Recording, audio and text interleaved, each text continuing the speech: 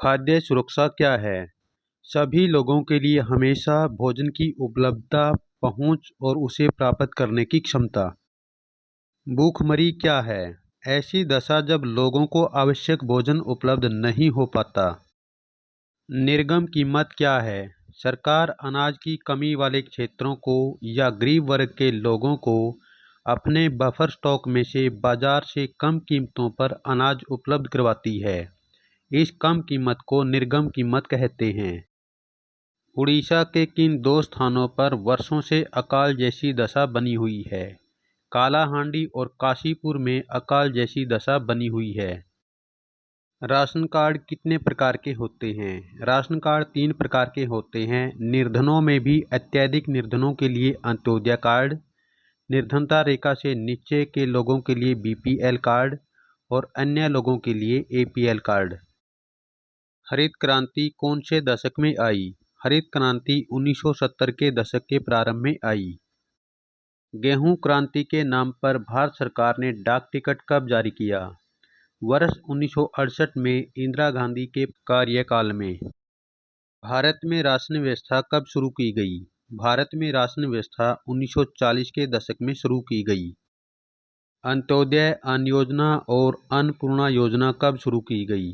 अंत्योदय अन्न योजना और अन्नपूर्णा योजना सन 2000 में शुरू की गई। बंगाल में भयंकर अकाल कब पड़ा? इसमें कितने लोगों की जान चली गई? बंगाल में सन 1943 में भयंकर अकाल पड़ा जिसमें 30 लाख लोगों की जान चली गई। प्रोफेसर अमर्त्य सेन कौन हैं? भारत के प्रसिद्ध अर्थशास्त्री जिन्हें अर्थशास्त्र में नोबेल पुरस्कार मिल चुका है।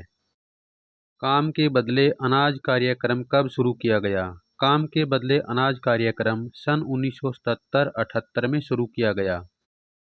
बंगाल में अकाल से सबसे अधिक लोग कौन प्रभावित हुए? बंगाल में सबसे अधिक प्रभावित लोगों में खेतीहर मजदूर, मछुआरे, अनियमित श्रमिक और परिवहन कर्मी शामिल थे। इस अकाल में सबसे अधिक यही लोग मरे। भारत में खाद्य सुरक्षा के दो घटक कौन से हैं? बफर स्टॉक और सार्वजनिक वितरण प्रणाली खाद्य सुरक्षा के दो घटक हैं।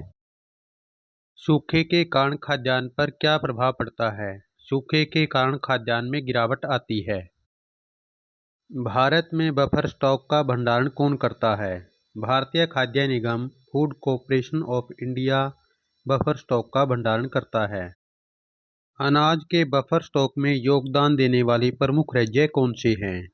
पंजाब, हरियाणा और पश्चिमी उत्तर प्रदेश अनाज के बफर स्टॉक में योगदान देने वाले प्रमुख राज्य हैं। न्यूनतम समर्थित मूल्य किसे कहते हैं? किसानों को उनकी फसल के लिए पहले से घोषित कीमतें दी जाती है, इसे न्यूनतम समर्थित मूल्य कहते हैं। न्यूनतम समर्थित मूल्य की घोषणा सरकार करती है। संशोधित सार्वजनिक वितरण प्रणाली कब लागू की गई? संशोधित सार्वजनिक वितरण प्रणाली वर्ष 1992 में लागू की गई, जो पिछड़े ब्लॉक को लक्षित करके बनाई गई। बफर स्टॉक क्या है? भारतीय खाद्य निगम के माध्यम से सरकार द्वारा खरीदा गया अनाज जैसे गेहूं और चावल के भंडार को बफर स्टॉक कहते हैं। सार्वजनिक वितरण प्रणाली क्या है? सरकार द्वारा राशन की दुकानों के माध्यम से कम कीमत पर एक निश्चित मात्रा में अनाज, चीनी, मिट्टी का तेल, सरसों का तेल आदि उपलब्ध करवाने की व्यवस्था सार्वजनिक वितरण प्रणाली है। किस राज्य में राशन की दुकान सहकारी समितियों के माध्यम से चलाई जा रही है? तमिलनाडु में राशन की दुकान सहकारी समितियों के माध्यम से चलाई जा रही है। एकीकृत बाल विकास सेवाएं कब शुरू की गई? एकीकृत बाल विकास सेवाएं सन 1975 में शुरू की गई। भारत में खाद्य असुरक्षित लोग कौन हैं? भूमिहीन श्रमिक, पारंपरिक दस्तकार, पारंपरिक सेवा प्रदान करने वाले, अपना छोटा मोटा काम करने वाले कामगार, निराश्रित और भिखारी खाद्य असुरक्षित में आते हैं। राष्ट्रीय काम के बदले अनाज योजना कब शुरू की गई? इसमें कितने जिलों को शामिल किया गया? राष्ट्रीय काम के बदले अनाज योजना 14 नवंबर 2004 को शुरू की गई। इसमें सबसे पिछड़े 150 जिलों को शामिल किया गया। खाद्य असुरक्षित राज्य कौन से हैं? खाद्य असुरक्षित राज्यों में छत्तीसगढ़, झारखंड, उड़ीसा, पश्चिम बंगाल, मध्य प्रदेश, उत्तर प्रदेश का कुछ हिस्सा और महाराष्ट्र का कुछ भाग खाद्य असुरक्षित राज्यों में शामिल हैं। 1970 के दशक में खाद्य सुरक्षा का क्या अर्थ था? आधारिक खाद्य पदार्थों की सदैव पर्याप्त उपलब्धता। अकाल की स्थिति कब बनती है? सूखे के कारण अकाल की स्थिति बनती है। देश भर में सार्वजनिक वितरण प्रणाली के अंतर्गत उचित दर वाली दुकानों की संख्या कितनी है? इनकी संख्या लगभग 5.5 लाख है। कृषि कैसी क्रिया है? कृषि एक मौसमी क्रिया है क्योंकि केवल इसमें उसी समय काम मिलता है जब फसल बोई जाती है या काटी जाती है। महाराष्ट्र में अनाज बैंकों की स्थापना में किसने सहायता की है? महाराष्ट्र में एकेडमी ऑफ डेवलपमेंट साइंस ने अनाज बैंकों की स्थापना में सहायता की है।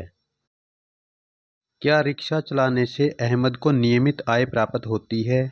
नहीं, रिक्शा चलाने से अहमद को नियमित आय प्राप्त नहीं हो सकती।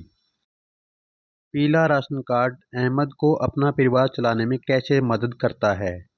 पीला कार्ड अहमद को सस्ता राशन दिलवाने में मदद करता है। अंत्योदय अन्न योजना में एक परिवार को प्रति माह कितना अनाज उपलब्ध करवाया जाता है? पहले 25 किलोग्राम उपलब्ध करवाया जाता था। वर्ष 2002 से इसे बढ़ाकर 35 किलो कर दिया गया है। अन्नपूर्णा योजना किसको लक्षित करके बनाई गई है? अन्नपूर्णा योजना दीन वरिष्ठ नागरिक को लक्षित करके बनाई गई है। रामू रायपुर गांव में किस रूप में काम करता है? अनियमित खेत मजदूर के रूप में रामू रायपुर गांव में काम करता है। रामू वर्ष के 4 महीने बेरोजगार क्यों रहता है? क्योंकि खेती में पूरे वर्ष काम नहीं मिलता। जब रामू बेरोजगार होता है तो वह क्या करता है? ईंट भट्टे या निर्माण कार्यों में काम ढूंढता है।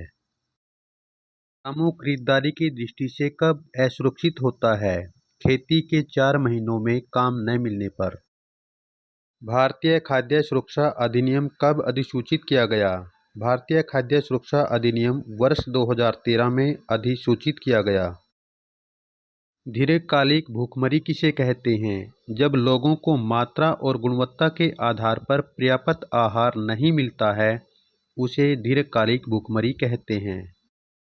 सोमू को सरपंच के यहाँ पूरे वर्ष काम करने के बदले कितने रुपए मिलते हैं? सोमू को सरपंच के यहाँ पूरे वर्ष काम के बदले 1000 रुपये मिलते हैं। संशोधित सार्वजनिक वितरण प्रणाली वर्ष 1992 में किसको लक्षित करके बनाई गई? संशोधित सार्वजनिक वितरण प्रणाली वर्ष 1992 में पिछड़े ब्लॉक को लक्षित करके बनाई गई। दिल्ली में दूध और सब्जियां नियंत्रित दरों पर उपलब्ध करवाने में किसने प्रगति की है? मदर डेयरी ने दूध और सब्जियां नियंत्रित दरों पर उपलब्ध करवाने में प्रगति की है। गुजरात में दूध व दुग्ध उत्पादों में किस सहकारी समिति का योगदान रहा है? अमूल का दूध और दुग्ध उत्पादों में महत्वपूर्ण योगदान रहा है।